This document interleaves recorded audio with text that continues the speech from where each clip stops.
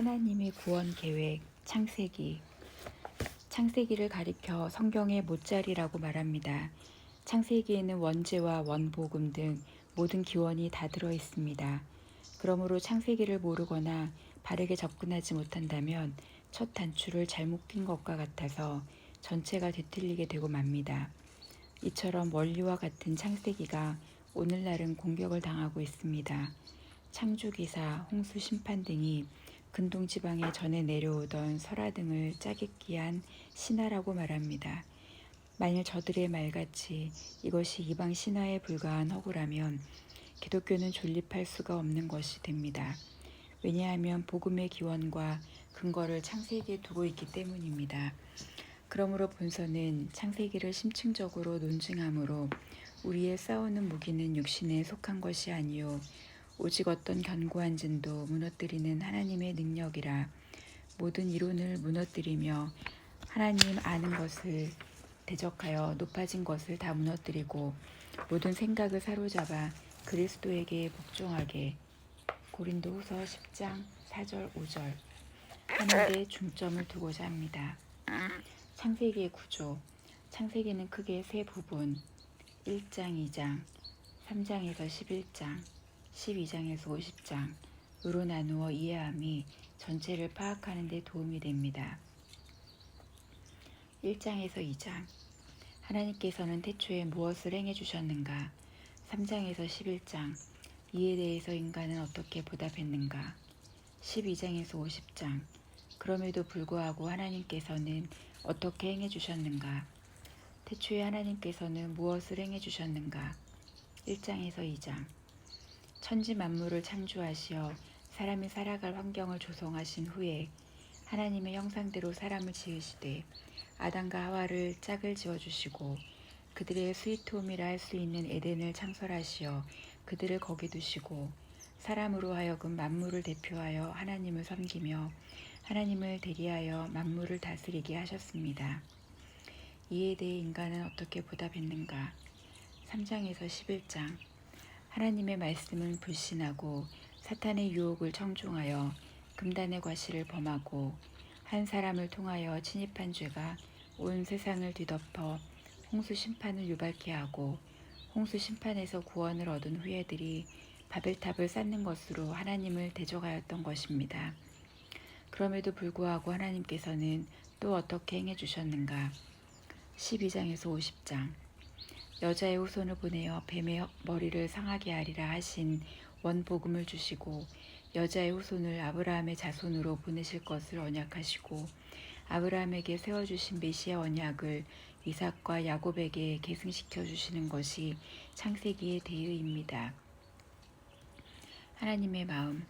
성경은 태초에 하나님이 천지를 창조하시니라 창세기 1장 1절 하고 시작이 됩니다. 그렇다고 창조의 신비를 말씀하려는 것이 아니라 성경은 구원 계시입니다. 사도 바울은 누가 주의 마음을 알아서 주를 가르치겠느냐? 그러나 우리가 그리스도의 마음을 가졌느니라. 고린도전서 2장 16절 하고 말씀합니다. 그러므로 천지 만물이 어떻게 창조되었는가 하는 호기심보다는 천지 만물을 창조하신 하나님의 마음, 즉 의도가 무엇인가를 깨닫는 것이 중요합니다. 대저 여호와께서 이같이 말씀하시되 하늘을 창조하신 이 그는 하나님이시니 그가 땅을 지으시고 그것을 만드셨으며 그것을 견고하게 하시되 혼돈 헛되이하게 창조하지 아니하시고 사람이 거주하게 그것을 지으셨으니 나는 여호와라 나 외에 다른 이가 없느니라. 이사야 45장 18절 하십니다. 즉 천지 만물을 창조하신 목적이 사람이 살아갈 환경을 조성하여 주기 위해서라고 말씀합니다. 아담 하와가 눈을 뜨고 두리번거리며 천지 만물을 처음 보았을 때의 감격이 어떠했겠는가? 거듭난 하나님의 자녀들은 이 처음 감격을 회복하고 찬양해야 마땅합니다. 사람들은 새해 아침에 떠오르는 태양을 보기 위해서 부산을 떱니다. 그러나 태양은 정월 초하룻 날만 떠오르는 것은 아닙니다. 매일같이 동력에 떠오르는 찬란한 태양을 맞이하면서 만물이 나를 위하여 창조해 주신 하나님의 선물이라는 깨달음을 가지고 바라보는 형제의 감격은 어떠하겠습니까? 다윗은 이 감격을 이렇게 찬양합니다. 주의 손가락으로 만드신 주의 하늘과 주께서 베풀어 두신 달과 별들을 내가 보오니 사람이 무엇이기에 주께서 그를 생각하시며 인자가 무엇이기에 주께서 그를 돌보시나이까. 그를 하나님보다 조금 못하게 하시고 영화와 존귀로 관을 씌우셨나이다. 주의 손으로 만드신 것을 다스리게 하시고 만물을 그의 발 아래 두셨으니 곧 모든 소와 양과 들짐승이며 공중의 새와 바다의 물고기와 바닷길에 다니는 것이니이다. 여호와 우리 주여, 주의 이름이 온 땅에 어찌 그리 아름다운지요. 시편 8편 3에서 9절. 왕같은 제사장. 먼저 환경을 조성해 놓으신 후에 맨 마지막으로 하나님이 이르시되 우리의 형상을 따라 우리의 모양대로 우리가 사람을 만들자. 창세기 1장 26절 하셨습니다. 사람을 하나님의 형상대로 지으셨다 하심은 하나님께서 사람을 교제의 대상인 인격체로 지으셨음을 의미합니다. 이는 제사장적인 사명이요. 그리고 그들로 바다의 물고기와 하늘의 새와 가축과 온 땅과 땅에 기는 모든 것을 다스리게 하자 하셨다는 것은 다스리는 왕적인 사명이었던 것입니다. 하나님께서 사람을 지으신 의도가 사람으로 하여금 만물을 대표하여 하나님을 섬기게 하시고 하나님을 대리하여 만물을 다스리게 하는 왕같은 제사장으로 지으셨다는 말씀입니다. 하나님이 그들에게 복을 주시며 하나님이 그들에게 이르시되 생육하고 번성하여 땅에 충만하라. 땅을 정복하라. 바다의 물고기와 하늘의 새와 땅에 움직이는 모든 생물을 다스리라. 창세기 1장 28절 하십니다. 이 말씀이 오늘날은 영적으로 이루어지기를 기대하십니다. 하나님이 지으신 그 모든 것을 보시니 보시기에 심히 좋았더라. 창세기 1장 31절 하십니다. 창세기 1장에는 보시기에 좋았더라는 말이 7번, 4절, 10절, 12절, 18절, 21절, 25, 31절 이나 등장하는데 맨 마지막에는 보시기에 심히 좋았더라 하십니다. 이는 하나님의 의도대로 하나님의 나라가 건설되었음을 의미합니다. 집만 있다고 가정이 아니요 예배당 건물만 지어놓았다고 교회가 아니듯이 천지 만물을 창조하셨다고 그것이 곧 하나님의 나라는 아니었던 것입니다. 하나님의 형상대로 지음받은 백성들로 하여금 만물을 대표해서 하나님을 섬기며 하나님을 대리하여 만물을 다스리게 하셨을 때에 비로소 하나님 나라는 건설이 되었던 것입니다. 선악과의 구속사적 의미. 여호와 하나님이 동방의 에덴에 동산을 창설하시고 그 지으신 사람을 거기 두시니라. 창세기 2장 8절 합니다. 그런 후에 여호와 하나님이 그 사람에게 명하여 이르시되 동산 각종 나무의 열매는 내가 임의로 먹되 선악을 알게 하는 나무의 열매는 먹지 말라. 내가 먹는 날에는 반드시 죽으리라. 창세기 2장 16에서 17절 하십니다. 이 점에서 선악과에 대한 구속사적 의미가 무엇인가에 대해서 말씀을 드려야만 하겠습니다. 왜냐하면 많은 성도들이 이에 대해 확고하지 못하므로 근원적으로 불확실한 가운데 머물러 있기 때문입니다. 나라의 요건은 왕과 백성이 있어야만 합니다. 하나님께서 왕이시고 아담과 하와는 최초의 백성들이었던 것입니다. 그리고 다스리는 근거가 되는 법이 있어야만 합니다. 만일 법이 없다면 백성들이 왕의 다스림에 순복하는 여부를 판단할 길이 없는 것입니다. 그러므로 성경은 그들은 아담처럼 언약을 어기고 거기에서 나를 반역하였느니라. 호세아 6장 7절 하고 하나님께서 아담에게 먹는 날에는 반드시 죽으리라 하고 세워주신 금령이 언약, 즉 법이었다고 말씀합니다. 아담 하와가 이 법을 범하였을 때에 하나님께서는 이 금령을 묵과하시거나 철회하실 수가 없으셨던 것입니다. 이에 도움을 주는 장면이 있는데 다리오 왕이 이 말을 듣고 그로 말미암아 심히 근심하여 다니엘을 구원하려고 마음을 쓰며 그를 건져내려고 힘을 다하다가 해가 질 때에 이르렀더라 합니다. 그런데 그 무리들이 또 모여 왕에게로 나아와서 왕께 말하되 왕이여 메대와 바사의 규례를 아시거니와 왕께서 세우신 금령과 법도는 고치지 못할 것이니이다. 다니엘 6장 14에서 15절 하고 말하는 장면입니다. 바사의 법도 한 번 정한 후에는 나라의 권위와 왕의 위신을 위해서 변개할 수 없었다면 하물며 거룩하시고 의로우신 하나님께서 정하신 금령을 묵과하거나 철회하실 수가 있단 말인가. 먹는 날에는 반드시 죽으리라 하신 것은 법이었고 세워진 법은 법대로 행해 줄 것을 요구하는 것입니다. 그래서 하나님께서 자기 아들을 대신 죽음에 내어주셨던 것입니다. 만일 한 번 바라신 하나님 말씀을 번개하셨다면 어떤 일이 벌어지게 되는지 형제는 알고 있습니까?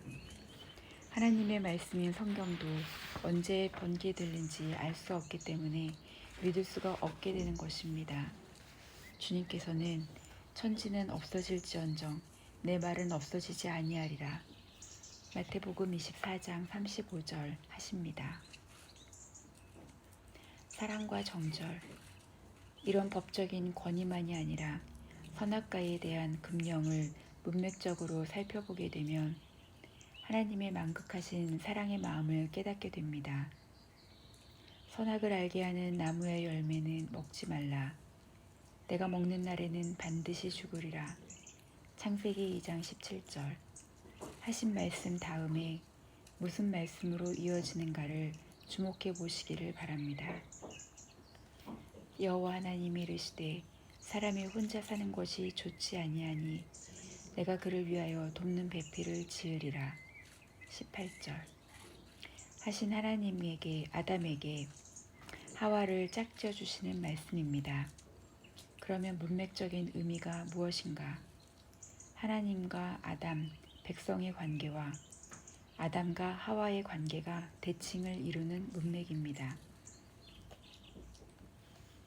아담과 하와의 관계는 아담은 하와만을 사랑하고 하와는 아담만을 사랑해야 하는 사랑의 관계입니다. 그렇다면 하나님과 백성인 우리의 관계도 예수께서 이르시되 내 마음을 다하고 목숨을 다하고 뜻을 다하여 주 너의 하나님을 사랑하라 하셨으니 이것이 크고 첫째 되는 계명이요 마태복음 22장 37, 38절 하신 사랑의 관계인 것입니다. 만일 하와가 금령을 어기고 간음을 행했다면 어떻게 되겠는가? 반드시 죽으리라 한 파경에 이르게 되는 것입니다. 실제로 하나님께서는 내가 그들의 남편이 되었어도 그들이 내 언약을 깨뜨렸음이라. 예레미야 31장 32절 하고 말씀하십니다. 하나님의 사랑의 마음, 하나님의 사랑의 마음을 좀 더 상고해 보아야만 하겠습니다. 여호와 하나님이 이르시되 사람이 혼자 사는 것이 좋지 아니하니 내가 그를 위하여 돕는 배필을 지으리라. 창세기 2장 18절 하신 배필을 지으시는 행사를 통해서도 계시되어 있기 때문입니다. 혼자 사는 것이 좋지 아니하니 하시는데 그러면 이를 미처 모르셨단 말인가? 아닙니다. 아담의 배필을 지으시는 행사를 통해서 계시하시려는 바가 있으시기 때문입니다. 하나님께서 아담을 배필을 지으리라 하시자 우리는 여호와 하나님이 땅의 흙으로 사람을 지으시고 생기를 그 코에 불어넣으시니 사람이 생명이 되리라. 2장 7절 한 방도로 지으시리라고 예상을 하게 됩니다.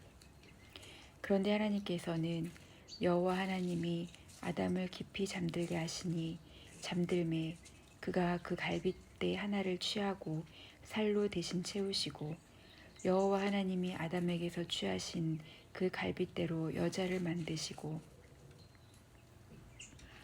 2장 21, 22절 한 특이한 방도로 지으셨습니다. 이렇게 하신 행사를 통해서 계시하시려는 바가 무엇인가? 아담이 이르되 이는 내 뼈 중에 뼈요 살 중에 살이라. 23절 한 것은 깊은 환성이었던 것입니다. 아담이 이는 한 말은 이번이야말로라는 뜻입니다. 왜냐하면 아담은 그 이전에 배필 될 만한 자가 있는가 찾아본 적이 있기 때문입니다. 2장 18, 19절의 문맥을 주목해 보시기 바랍니다. 하나님께서 돕는 배필을 지으리라 하신 다음에 아담이 모든 가축과 궁중의 새와 들의 모든 짐승에게 이름을 주니라. 아담이 돕는 배필이 없으므로 하는 말씀이 나오는데 이는 아담이 이것들을 살펴보았으나 배필이 될 자가 없었음을 나타내는 것입니다. 그래서 하나님이 아담을 깊이 잠들게 하시니 잠들매 그가 갈빗대에 하나를 취하고 하는 문맥입니다. 아담이 이는 내 뼈 중에 뼈요 살 중에 살이라 한 것은 문자적인 의미가 아닙니다. 왜냐하면 취하지 않은 살 중에 살이라 하는 말을 하고 있기 때문입니다. 아담의 고백은 이는 내 분신이다. 즉 내 몸이라는 뜻이었던 것입니다. 그렇습니다. 하나님께서는 아담 한 사람을 둘로 즉 머리와 몸으로 나누신 후에 이러므로 남자가 부모를 떠나 그의 아내와 합하여 둘이 한 몸을 이룰지로다 하고 하나로 결합을 시켜주신 셈입니다. 최대의 신비 연합교리. 이를 신학적으로는 연합교리라고 말하는데 신약 성경은 이 비밀이 크도다. 나는 그리스도와 교회에 대하여 말하노라. 에베소서 5장 32절 하고 큰 비밀이라고 말씀합니다.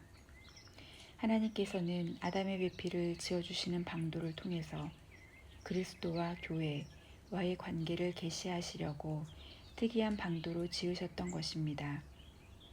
다시 말하면 하나님께서는 이 예표를 들어서 마지막 아담이신 그리스도를 십자가에 깊이 잠들게 하시고 그의 살과 피로 신부인 교회를 탄생케 하실 연합교리를 계시하셨던 것입니다. 그러므로 성경은 그는 몸인 교회의 머리시라 그가 근본이시요 죽은 자들 가운데서 먼저 나신 이시니 이는 친히 만물의 으뜸이 되려 하심이요 골로새서 1장 18절 하고 그리스도와 교회의 관계를 머리와 몸의 관계라고 말씀합니다. 이런 맥락에서 남편이 아내를 사랑하는 것은 자기 자신을 사랑하는 것이요 누구든지 언제나 자기 육체를 미워하지 않고 오직 양육하여 보호하기를 그리스도께서 교회에게 함과 같이 하나니 에베소서 5장 28, 29절 즉 주님께서 교회를 사랑하시기를 자기 자신을 사랑하고 보호하심과 같이 하신다는 말씀입니다. 이것이 아담의 배필을 지어주신 행사를 통하여 계시하신 하나님의 마음이요 영광스러움입니다. 행위 계시. 이 점에서 호세아서에 계시된 하나님의 사랑의 마음을 말씀드리는 것이 도움이 될 것입니다. 하나님께서는 호세아 선지자에게 너는 가서 음란한 여자를 맞이하여 음란한 자식들을 낳으라 하십니다. 이를 행위 계시라 하는데 왜 이렇게 하라 하시는가? 이 나라가 여호와를 떠나 크게 음란함이니라. 호세아 1장 2절 하고 호세아와 고멜의 관계를 통해서 하나님과 선민 이스라엘의 관계를 말씀하셨던 것입니다. 그런데 그런 호세아서에서 내가 네게 장가들어 영원히 살되 호세아 2장 19절 하시는 만극하신 말씀을 듣게 됩니다. 예레미야서에서는 그들이 말하기를 가령 사람이 그의 아내 음녀를 버림으로 그가 그에게서 떠나 타인의 아내가 된다 하자 남편이 그를 다시 받겠느냐 그리하면 그 땅이 크게 더러워지지 아니하겠느냐 하느니라. 내가 많은 불의와 행음하고서도 내게로 돌아오려느냐 예레미야 3장 1절 하십니다. 그렇다면 의로우신 하나님께서 음녀와 같은 우리에게 장가드심이 어떻게 가능하여진단 말인가. 공의와 정의와 은총과 긍휼히 여김으로 내게 장가들며 진실함으로 내게 장가들리니 내가 여호와를 알리라. 호세아 2장 19, 20절 하십니다. 말씀하신 네 가지 중 공의와 정의는 하나님의 의로우심을 나타내고 은총과 긍휼히 여김은 하나님의 사랑을 나타내는 하나님의 두 가지 속성인 것입니다. 주님께서 담당하신 십자가는 하나님의 공의와 사랑을 동시에 나타내신 사건이었던 것입니다. 창녀와 같은 우리를 맞이해 주시기 위해서 이렇게 행해 주셨다는 말씀을 듣는 형제의 마음은 어떠하십니까? 옛 뱀이요 마귀요 사탄. 그런데 뱀은 여호와 하나님이 지으신 들짐승 중에 가장 간교하니라. 뱀이 여자에게 물어 이르되 하나님이 참으로 너희에게 동산 모든 나무의 열매를 먹지 말라 하시더냐. 3장 1절 하고 호사다마격으로 사탄의 유혹이 등장합니다. 뱀 자체는 하나님과 아담을 이간 붙일 하등의 이유가 없는 것입니다. 그러므로 이 말씀을 구속사라는 넓은 지평으로 보게 되면 용을 잡으니 곧 옛뱀이요 마귀요 사탄이라 계시록 20장 2절 한 말씀을 통해서 이해할 수가 있는데 사탄이 간교한 뱀을 이용하여 하와를 유혹했다는 것이 되는 것입니다. 여자가 그 나무를 본즉 먹은짓도 하고 보암직도 하고 지혜롭게 할 만큼 탐스럽기도 한 나무인지라. 여자가 그 열매를 따먹고 자기와 함께 있는 남편에게도 주매 그도 먹은지라. 3장 6절 합니다. 먹는 날에는 반드시 죽으리라. 2장 17절 하신 금령을 흔히 행위 언약이라고 말하는데 아담과 하와는 행위 이전에 하나님의 말씀을 믿지 않았다는 불신이 먼저라는 점을 인식해야만 합니다. 하나님이 없이는 믿음이 없이는 하나님을 기쁘시게 하지 못하나니 히브리서 11장 6절 합니다. 하나님과의 관계는 언약의 관계요 언약을 믿는 믿음의 관계입니다.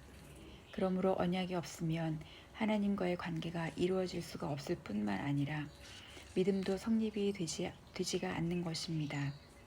아담 하와는 하나님의 언약을 믿지를 않았던 것입니다.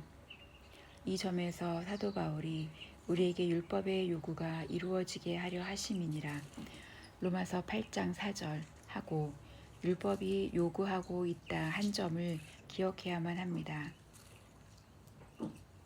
율법이 무엇이라 요구하는가? 반드시 죽으리라 하신 법대로 집행해 줄 것을 요구하는 것입니다. 하나님께서는 이를 철회하실 수가 없으신 것입니다. 또한 사도는 율법이 할 수 없는 것이 있다고 말씀합니다. 율법은 정죄하고 죽이는 일을 할 뿐 의롭다고 여겨주고 살려주는 일은 할 수가 없는 것입니다. 그것을 하나님은 하시나니 곧 죄로 말미암아 자기 아들을 죄 있는 육신의 모양으로 보내어 육신의 죄를 정하사 로마서 8장 3절 행해 주셨다는 것이 복음인 것입니다. 그리하여 인류의 시조는 반드시 죽으리라 하신 대로 오직 너희 죄악이 너희와 너희 하나님 사이를 갈라놓았고 너희 죄가 너희 얼굴을 가리어서 너희에게서 듣지 않으시게 함이니라. 이사야 59장 2절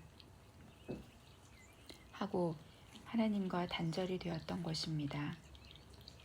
생명의 근원이 되시는 하나님으로부터 분리가 영적인 죽음이요 육신과 영혼의 분리가 육적인 죽음이요 그 후에는 심판이 있으리라 하심이 영원한 죽음인데 성경에 말씀하는 죗값은 사망이라 하심은 이를 모두 포괄하는 말씀인 것입니다. 그리고 유념해야 할 점은 타락 후에 태어나게 되는 아담의 후예들은 하나님과 분리된 상태에서 태어난다는 점입니다. 이것이 다윗이 내가 죄악 중에서 출생하였으며 어머니가 죄 중에서 나를 잉태하였나이다.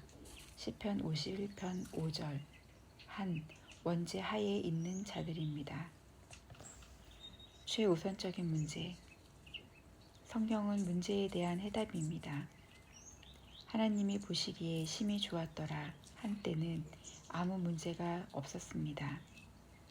그런데 3장에서 한 사람으로 말미암아 죄가 세상에 들어오고 죄로 말미암아 사망이 들어왔나니 로마서 5장 12절 하고 죄가 들어와 사망, 저주가 임하게 되므로 문제가 발생한 것입니다.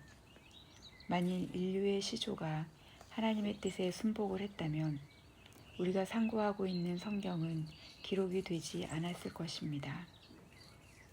그렇다면 인류의 시조가 죄를 범함으로 발생하게 된 최우선적인 문제가 무엇인지 형제는 말해줄 수가 있습니까? 만일 이에 대한 확고한 대답을 갖고 있지 못하다면 형제의 우선순위에 문제가 있다는 증거입니다. 그것은 하나님의 거룩하신 이름이 모독을 받으시게 되었다는 점입니다. 하나님께서는 나는 나를 위하여 이룰 것이라. 어찌 내 이름을 욕되게 하리요. 내 영광을 다른 자에게 주지 아니하리라. 이사야 48장 11절 하십니다. 하나님 보시기에 심히 좋았더라 하신 하나님의 이름과 영예에 손상을 입게 되었다는 말씀입니다. 달리 표현하면 하나님의 자존심이 상했다는 뜻입니다. 이 점이 예표적으로 게시된 곳이 에스겔 36장입니다. 그들이 그 행위대로 심판하여 각국을 흩으며 여러 나라에 헤쳤더니 즉 바벨론으로 추방을 하셨다는 것입니다. 그런데 그들이 이른바 그 여러 나라에서 내 거룩한 이름이 그들로 말미암아 더러워졌나니 하십니다. 그러나 이스라엘 족속이 들어간 그 여러 나라에서 더럽힌 내 거룩한 이름을 내가 아껴노라. 그러므로 너는 이스라엘 족속에게 이르기를 주 여호와께서 이같이 말씀하시기를 이스라엘 족속아 내가 이렇게 행함은 너희를 위함이 아니요 너희가 들어간 그 나라에 대한 그 여러 나라에서 더럽힌 나의 거룩한 이름을 위함이라. 에스겔 36장 19에서 22절 하십니다. 즉 저들을 바벨론 포로에서 귀환하게 하심이 저들에게 자격이나 공로가 있어서가 아니라 저들이 더럽힌 하나님의 거룩하신 이름 때문이라는 말씀입니다. 사단은 하나님의 영광을 찬탈하려는 자입니다. 이 점이 주님께서 말씀하신 악한 농부의 비유에서도 드러납니다. 후에 자기 아들을 보내며 이르되 그들이 내 아들을 존대하리라 하였더니 농부들이 그 아들을 보고 서로 말하되 이 상속자니 다 자 죽이고 그의 유산을 차지하자 하고 이에 잡아 포도원 밖에 내쫓아 죽였느니라. 마태복음 21장 37에서 39절. 이것이 사단의 괴계입니다. 하나님의 영예와 구원계획. 그러므로 구원계획에는 하나님의 거룩하신 이름이 걸려있다는 점을 인식하고 명심한다는 것은 사활적으로 중요한 요점이 됩니다. 그렇다고 바벨론의 포로가 돌아온다고 더럽혀진 하나님의 거룩하신 이름이 온전히 회복이 되는 것은 아닙니다. 왜냐하면 하나님의 형상대로 지음을 받은 아담 하와가 에덴에서 추방을 당했을 당시에 근원적으로 하나님의 이름이 모독을 받으셨기 때문입니다.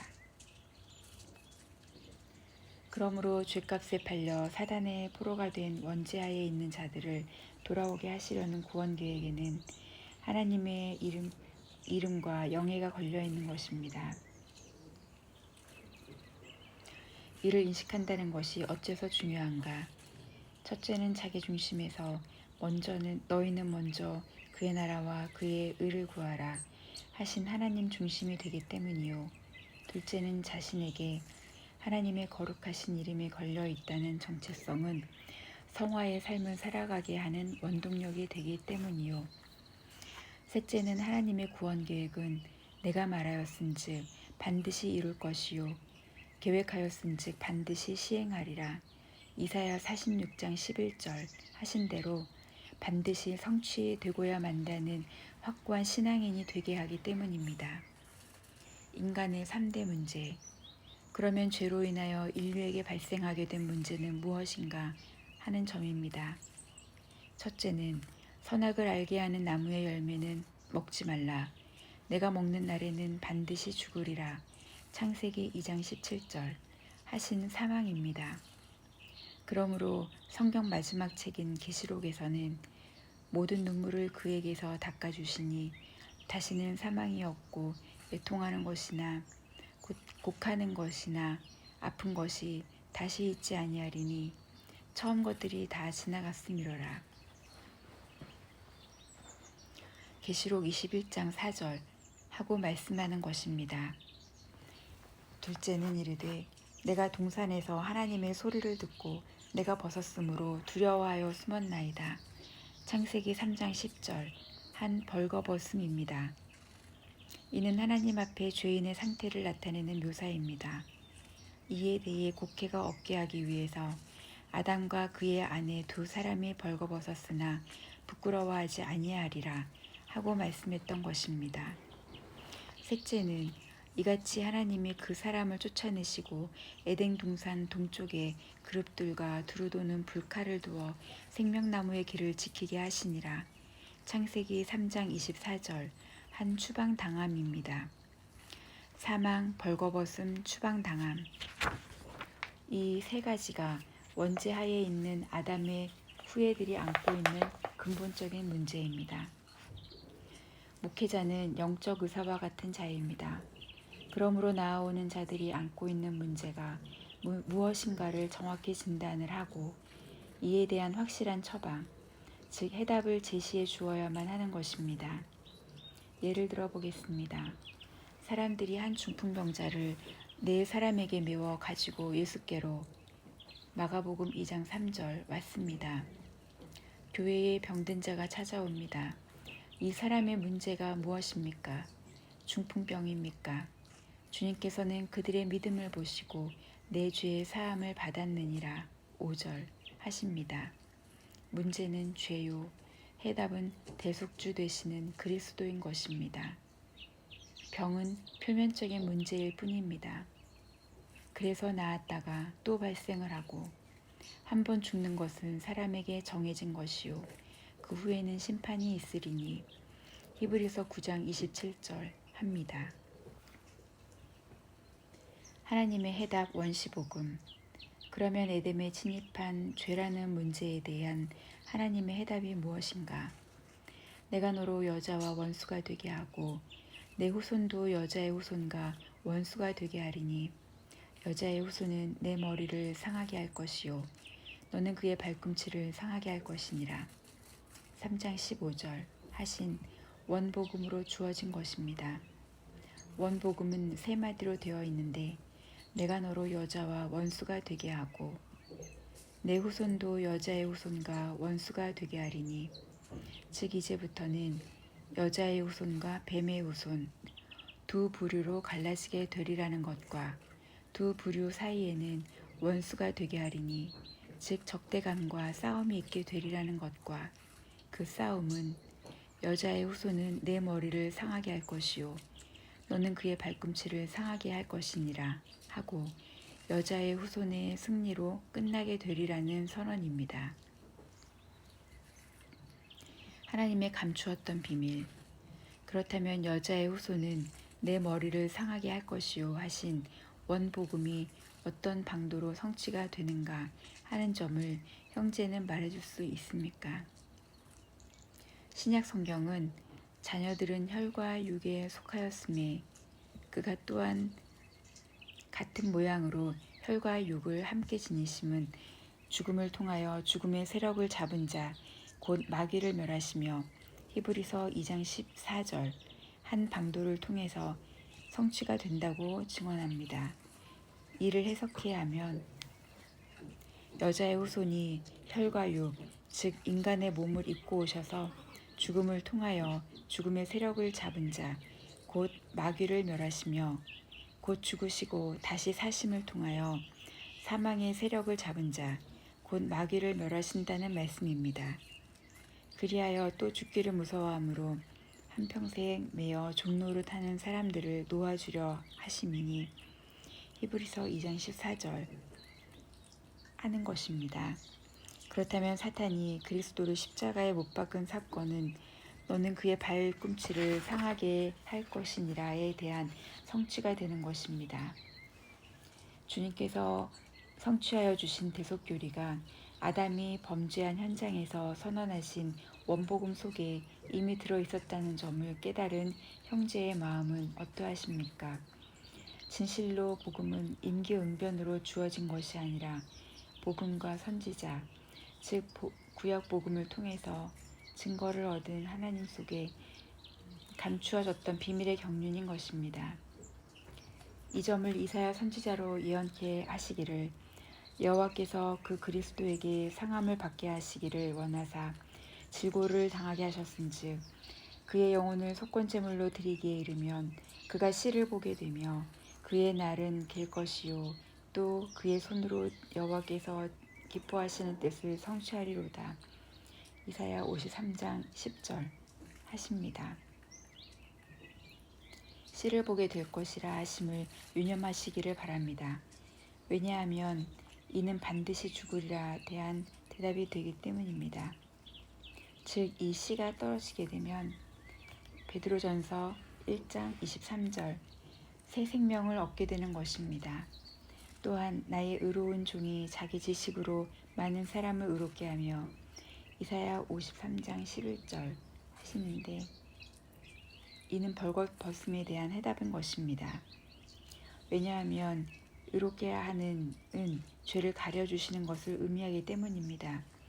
이처럼 사단의 머리를 상하게 함, 씨가 퍼짐, 의롭게 함, 이 모두 그리스도의 상함 받으심으로 말미암아 가능하였다는 것입니다. 이것이 하나님 속에 감추어진 비밀이요 오직 그리스도가 해답인 것입니다.